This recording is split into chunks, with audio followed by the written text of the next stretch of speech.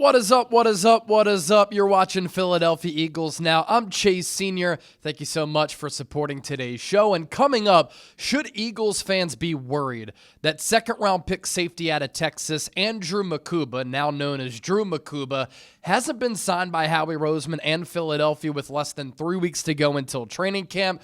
We're going to dive in here. And this is actually a league-wide issue. All across the National Football League, there have only been 2 second-round picks who have signed their contracts. Jayden Higgins, wide receiver taken out of Iowa State by the Houston Texans, and Carson Schweisinger, the linebacker taken out of UCLA by the Cleveland Browns. Now, they were selected early in round 2 on day 2 of the 2025 NFL Draft, and they were given guaranteed contracts by their respective teams, Houston and Cleveland. Now, looking ahead, recording this show on July 2nd, Eagles training camp for the defending Super Bowl champions, doesn't that sound awesome, does not start until July 22nd. So there's still some time for Philadelphia, Andrew Mukuba, and his representation to get this deal done. Adam Schefter had this note recently that heading into the weekend, less than a month from training camp, only 2 of the NFL's 32 second-round picks have signed. Deals are stalled over whether or not contracts will be fully guaranteed. And he went to mention that Schwesinger, Jayden Higgins had signed those deals with their teams. 4 second-round picks, this guaranteed money, has really become a sticking point. And you can, from the player's point of view and the agent's point of view, really see why here. Because agents have really pushed for these second-round picks to get fully guaranteed contracts. That has not been the case for a long while, but for first-round picks, that is what happens. For instance, Jahad Campbell. Yeah, he was selected 31 overall, but he still got a fully guaranteed rookie contract for 4 years, and then with those first-round picks, you can exercise that fifth-year option. This is also an issue with these second-round picks. Guaranteed money oftentimes gets paid out very early. So then, toward the back end of that rookie contract for these second-rounders, let's say a player gets hurt, a player gets cut, they're not on the hook. The team is not. The team can get out from underneath those contracts without having a financial penalty, without having to pay out the remainder of that deal.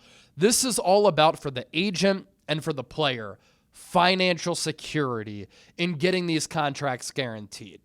Now, until we get really, really close to training camp, I'm really not too concerned.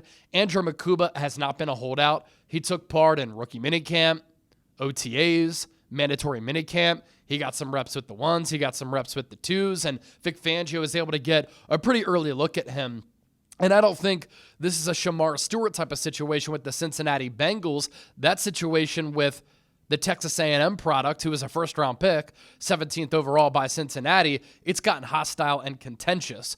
What the Bengals have tried to do is put offset language in that contract that is very rare for a team to put in there for any rookie pick. And that's why Shemar Stewart has held out. That's why he left the facility during mandatory minicamp. That's why he held that awkward and weird press conference by his locker room when he said that veterans were telling him that he was doing the right thing.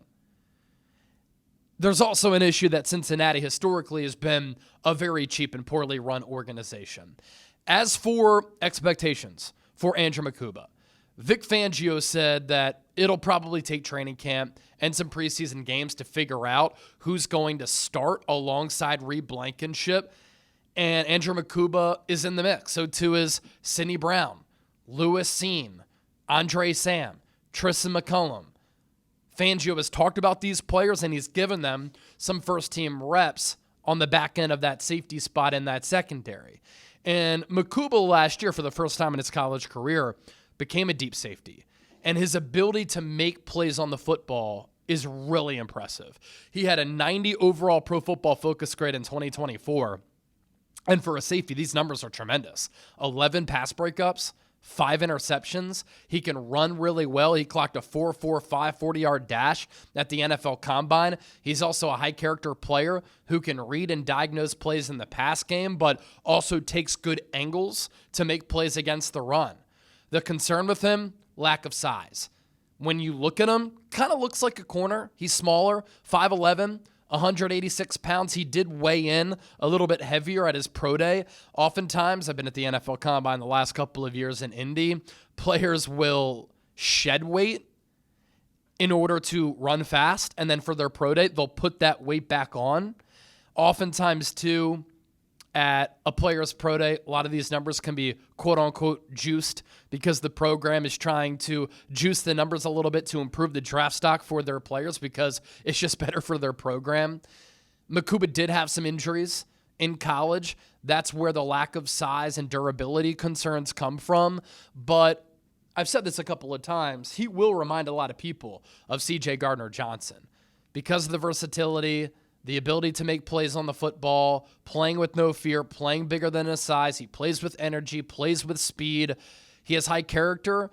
I'd say C.J. Gardner-Johnson has swagger, confidence, and he'll stick up for his teammates, but he's a little bit difficult to manage and deal with off of the field and sometimes on the field. But I think that Andrew Mukuba has an opportunity to push to start alongside Reed Blankenship as a rookie. And Howie Roseman, after the draft, did say that he's going to start in the safety room, but he can play both safety and a little bit of nickel corner. And how about these numbers, too? Mukuba forced incompletions on 26.1% of his targets, and he allowed a 12.1 passer rating when targeted. That showcases the ball hawking abilities there. And that passer rating when targeted, the lowest among all safeties in college football. So this is a Texas team that made a deep run in the college football playoff. Mukuba was a part of that. It was a Texas defense that saw multiple players get drafted, from the likes of Alfred Collins in the second round to Jade Barron in the first round. And Mukuba last year, 401 coverage snaps, 76 yards allowed, no touchdowns given up in coverage, that 12.1 passer rating allowed, that 90 overall PFF grade, and he had a coverage grade of 89.7.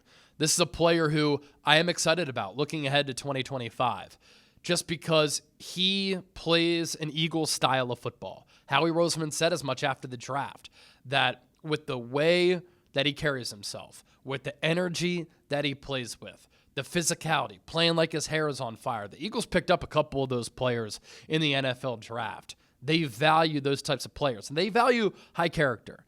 And Andrew Mukuba is a high character guy who got it out of the mud growing up, went to Clemson. He was a very highly touted recruit under Dabo Swinney, played okay, but struggled a little bit. Then he transferred to Texas. That's a higher level of college football. And when he played full-time safety his final year, that's really when he started to put it together and get on NFL draft radars to the point where, as we know, Eagles took him with the 64th overall pick.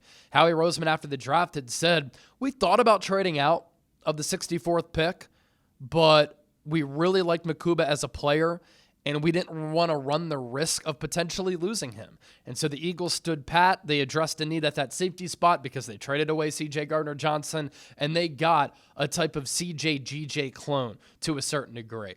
Before I dip on out of here, don't forget to hit that subscribe button.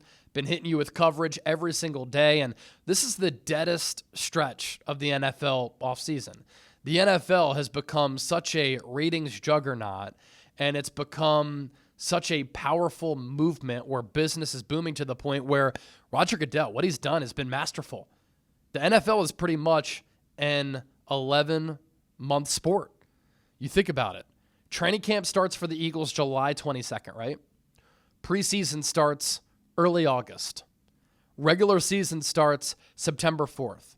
Regular season runs until January. You make it to the Super Bowl, you're playing into February. At the end of February into March is the NFL Combine. After the NFL Combine is NFL free agency. And then at the end of April is the NFL Draft. And then as a content creator, covering the NFL, covering the Eagles, rookie minicamp has value, OTAs have value, mandatory minicamp has value, and now there's about a month stretch here, 6-week stretch, where there's not a lot going on, but we're still getting creative with our content, bringing the heat, bringing you the best coverage of the Philadelphia Eagles right here on Eagles Now, and that's why you hit that sub button. My name is Chase Senior. Thanks for watching the show, and I'll catch you soon. Peace.